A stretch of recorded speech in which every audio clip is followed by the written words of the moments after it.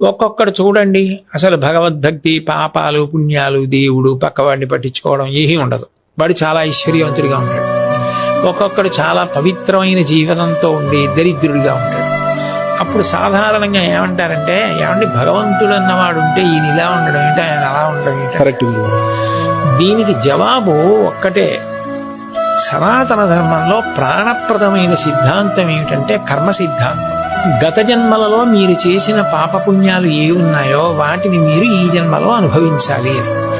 ఆయన గత జన్మలలో పుణ్యం చేశాడు, దాని ఫలితం ఇప్పుడు ఐశ్వర్యం అనుభవిస్తున్నాడు. ఇప్పుడు చేస్తున్నాడు పాపం, దీన్ని అనుభవిస్తున్నాడు. ఆయన గత జన్మలో పాపం ఇప్పుడు పూర్తి చేసేసుకుంటున్నాడు, అయినా ఇప్పుడు పవిత్ర జీవనం పొందున్నాడు. అందుకని దీని ఫలితం ఉత్తర జన్మల్లో పొందుతాడు. అప్పుడు ఆయనకి హెచ్చరిక, ఈయనకి భుజం మీద చెయ్యి పెట్టి అభినందించి అదే పవిత్ర మార్గంలో వెళ్ళడానికి తోడ్పాటు.